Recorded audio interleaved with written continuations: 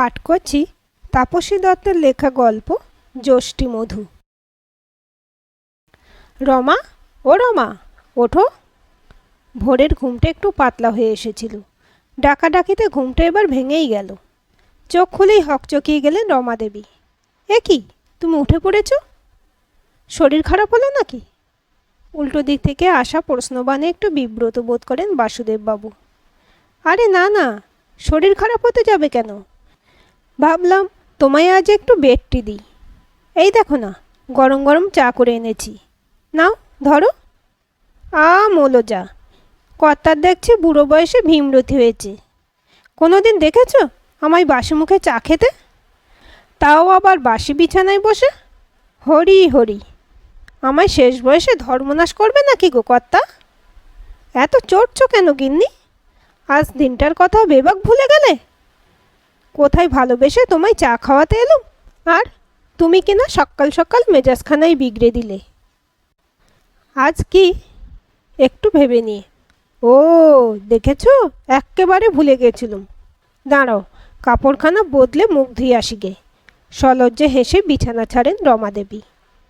বরাবরই ভোরে ওঠার অভ্যাস রমা দেবীর। গরমকালে 5টা, আর শীতকালে গড়িয়ে গড়িয়ে 5:30 হয়ে যায়। ঘুম থেকে উঠে স্নান সেরে পুজো করে তবেই চা খান। সময় সকালে চাটা বানায়। আজ অবশ্য এতদিনের রুটিনে ছেদ পড়ল। রাতের অন্ধকার সরিয়ে একটু একটু করে আলো ফুটছে। বসন্তের শুরুতে ভোরের দিকে বাতাসে হিমেল ভাব। দূরে কোথাও একটানা কোকিল ডেকেই চলেছে।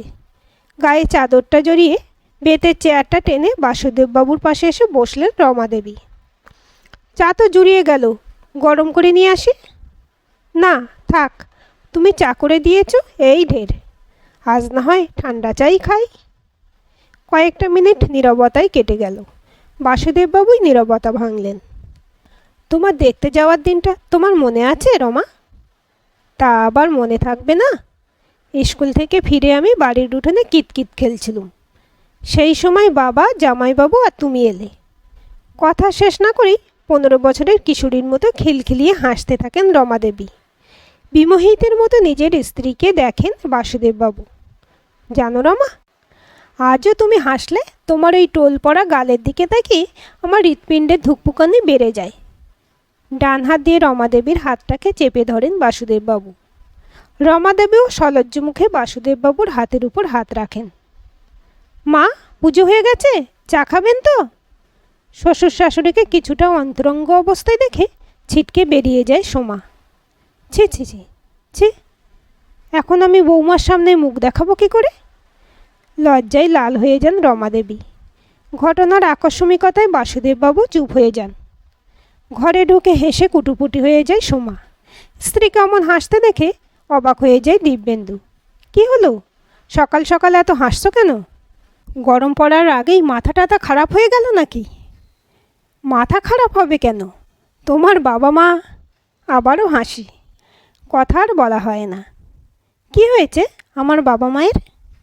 না না, কিছু হয়নি তোমার বাবা মায়ের। তুমি বাথরুমে ঢোকো, আমি রান্না চাপাচ্ছি। আজ হাফ ছুটি করবে, মনে আছে তো?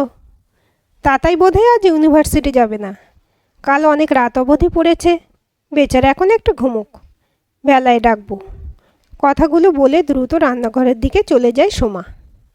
গিন্নি, কোথায় গেলে? নাও বাজারের ব্যাগখানা ধরো তো দেখি। উফ, ভোরবেলায় কেমন ঠান্ডা ঠান্ডা লাগছিল।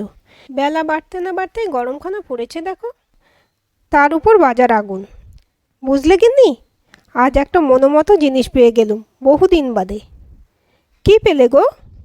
কাঁকড়া, বেশ বড় সাইজের। দামটা একটু বেশিই পড়ল। বেশ জমিয়ে রেঁধো তো। কি, আপনি কাঁকড়া এনেছেন? এই বয়সে এইসব গুরুপাক খেলে তারপর যদি শরীর খারাপ হয়? রান্নাঘর থেকে উড়ে আসা সোমার মন্তব্যে রমা দেবীর মুখের হাসিটা মিলিয়ে যায়। বাসুদেববাবু আমতা আমতা করে বলেন, রোজ কি আর খাচ্ছি বৌমা? আজকে বিশেষ দিনে একটু খেতে ইচ্ছে করলো তাই। বিশেষ দিন মানে? আজকের দিনে কি এমন ইতিহাস রচিত হয়েছিল যে আপনার আজ ভুঁড়িভোজ করতে ইচ্ছে হলো? রমা, আমায় 1 গ্লাস জল দাও, আমি ঘরে যাচ্ছি।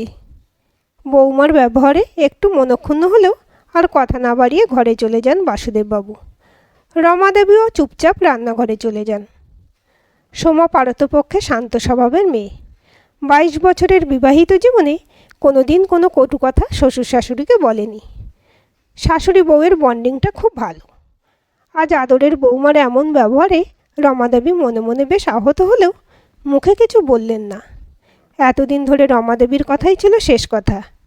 কি রান্না হবে, কাজের লোকের কত মাইনে, সব কিছুই রমাদেবী ঠিক করে দিতেন। সোমাও বাধ্য মেয়ের মতো শাশুড়ি মাকে জিজ্ঞেস না করে কোনো কাজ করতো না। হঠাৎ করে আজ পাশা উল্টে যাওয়ায় কর্তাগিন্নি দুজনেই বেশ হতভম্ব। বুড়ো বুড়ি শুকনো মুখ দুটো দেখে সোমা মনে মনে বেশ মজা পাচ্ছিল। সুযোগ পেলেই আজ কথায় কথায় ঠেস দিয়ে দিচ্ছে বুড়ো বুড়িকে, আর মনে মনে একচোট হেসে নিচ্ছে। বুঝলে গিন্নি, আমরা এবার বাতিলের খাতায় নাম লিখে ফেললাম গো। সংসারে আমাদের প্রয়োজন ফুরিয়েছে। একটা বড় দীর্ঘশ্বাস ফেললেন বাসুদেববাবু। ঠিক বলেছ গো কর্তা। আজ সারাদিন বৌমা কী ব্যবহারটাই না করলে। যে মেয়ে 7 চড়ে রা কাটতো না, তার রাতারাতি এমন পরিবর্তন। কি জানি, কিছুই বুঝতে পারছি না গো কর্তা। আজকের দিনটাও কেমন বেমালুম ভুলে গেল। সে তো না হয় পরের মেয়ে, আর নিজের পেটের ছেলে, সেই বা কী করে ভুলে গেল আজকের দিনটা। চোখের কোণে জল চিকচিক করে ওঠে রমাদেবীর। ওই দেখো, তুমি আবার কাঁদতে বসলে কেন? আজকের দিনে চোখের জল ফেলো না রমা, আমার ভালো লাগে না। অনেক সকালে উঠেছি দুজনে, বেলা গড়িয়ে এলো। চলো আমরাও একটু গড়িয়ে নিই। ও বেলায় একটু কালীতলে নিয়ে যাবে গো কর্তা? প্রতিবারের মতো এবারে একটু পুজো দেব। মা ঘুমিয়ে পড়েছেন? মা একটু আসবো? হ্যাঁ এসো বৌমা। মনে আছে তো আজ নেমন্তন্ন আছে? এই নিন মা, আপনার জন্য নতুন শাড়ি আর বাবার জন্য নতুন ধুতি পাঞ্জাবি। আবার এইসব কেন বৌমা? বলছিলাম কি, আমাদের দুজনের আজ শরীরটা বিশেষ ভালো নেই, তোমরাই যাও। তা কী করে হয় মা? আমি নন্দিতাকে কথা দিয়েছি আপনাদের নিয়ে যাব। আমার কথারও তো একটা দাম আছে নাকি? তোমার বান্ধবীকে কখনো দেখিনি, আলাপ নেই। আমরা না গেলে খুব ক্ষতি কিছু হবে না বৌমা? আলাপ নেই, আলাপ হয়ে যাবে। সন্ধে 6টার সময় রেডি হয়ে থাকবেন। কথাগুলো বলে গটগট করে ঘর থেকে বেরিয়ে যায় সোমা। বৌমা চলে যাওয়ার দিকে নির্বাক হয়ে তাকিয়ে থাকেন বৃদ্ধ দম্পতি। বৃদ্ধ বয়সে বোধহয় নিজের মতামত, ইচ্ছে অনিচ্ছে বলে কিছু থাকতে নেই। একই গো বৌমা, দেবু তাতাই যাবে না? শুধু কি আমরা 3 জনে যাব? ওরা আগেই চলে গেছে মা, আমরাই একটু দেরিতে যাচ্ছি। ও আচ্ছা। বলছিলাম কি বৌমা, এত সেজেগুজে বিয়ে বাড়ি যেতে বড্ড লজ্জা করছে। কি দরকার ছিল বলো তো এসবের? নতুন বেনারসি পরিয়ে খোপায় মালা গুঁজে লজ্জায় মরে যাই। আর ওনাকেও নতুন ধুতি পাঞ্জাবি পরিয়ে এই বুড়ো বয়সে এইসব, বড্ড লজ্জা করছে গো বৌমা। মা আপনাকে বলেছি না, নন্দিতা আমার খুব স্পেশাল বান্ধবী। তার অনুষ্ঠানে যাচ্ছেন, একটু স্পেশাল সাজতেই তো হবে না মা? এত বছরে কোনো দিন তোমার বান্ধবীর নামও শুনিনি। চোখে দেখা তো দূরস্থ, যাকে চিনিই না তার বাড়িতে এমন উদ্ভট সেজে যেতে লজ্জা হবে না? আহো রমা, এত বকবকানি কি আছে? বৌমা যখন বলছেন দরকার আছে তো দরকার আছে, এই সোজা কথাটা বোঝো না? চলো গাড়িতে ওঠো তো দেখি। স্বামীর কাছে বকা খেয়ে রমাদেবী মুখ কালো করে গাড়িতে উঠে বসেন। বাসুদেববাবু চিরকাল অফিস সামলেছিলেন আর মোটা টাকা উপার্জন করেছেন। সংসারের কোনো ব্যাপারে কোনো দিন তিনি মাথা ঘামাননি, বা বলা ভালো মাথা ঘামাতে হয়নি। রমাদেবী সুচারুভাবে 2 হাতে সংসারটাকে আগলে রেখেছেন। সংসারে রমাদেবীর কথাই ছিল শেষ কথা। গতকাল অবধি তাই চলে আসছিল। এক রাতের মধ্যে সব কিছু ওলটপালট হয়ে গেল।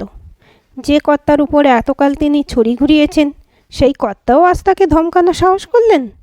সময়, সবই সময়। এখন তার সময় ফুরিয়েছে, বেশ বুঝতে পারছেন। আসুন মা, বাবা আসুন, আস্তে আস্তে আসুন। গাড়ি থেকে নেমে সোমাকে অনুসরণ করেন বৃদ্ধ দম্পতি। অনুষ্ঠান বাড়ির নাম রাজমহল। রাজমহলই বটে। আলোর মালা আর ফুলের মালা দিয়ে সুন্দর করে সাজানো, চোখ ফেরানো যায় না। বাহারি ফুল দিয়ে সুন্দর করে গেট সাজানো, সারা বাড়িতে নানা রঙের আলোর চেন। Happy marriage anniversary! সমবেত কণ্ঠে অভিবাদন, আর সেই সঙ্গে কয়েকশো বেলুনের সশব্দে ফেটে যাওয়ায় খানিকটা স্তম্ভিত অভিভূত বৃদ্ধ দম্পতি। হ্যাপি 50th অ্যানিভার্সারি দাদাই অ্যান্ড ঠাম্মি! দম্পতির একমাত্র আদরের নাতি তাতাই ফুলের তোড়া দিয়ে অভ্যর্থনা জানায়। হ্যাপি অ্যানিভার্সারি বাবা মা! ছেলে ছেলের বউয়ের সমবেত অভিবাদনে বাকরুদ্ধ দম্পতি। আত্মীয় স্বজন, বন্ধু বান্ধব কে নেই, সবাই উপস্থিত। কিছুটা ধাতস্থ হয়ে রমাদেবী প্রথমে মুখ খুললেন। বৌমা, তবে যে বললে তোমার বান্ধবীর মেয়ের বিয়ে? মা, তোমার নাতি আর বৌমার প্ল্যান, তোমাদের সারপ্রাইজ দেবে বলে নাটকটা সাজিয়েছে। সমস্ত অ্যারেঞ্জমেন্ট কিন্তু ওরা দুজনে মিলে করেছে, আমি শুধু টাকা দিয়েই খালাস। জীবনে এত আনন্দও পাওনা ছিল। আনন্দে চোখ ভরে যায় দম্পতির। ঘরে ঘরে যেখানে শাশুড়ি বৌমার অশান্তি, ছেলে বৃদ্ধ বাবা মাকে না দেখে অন্যত্র বাসা বাঁধে, সেখানে তাদের ছেলে ছেলের বউ খাঁটি রত্ন ছাড়া আর কিছুই নয়।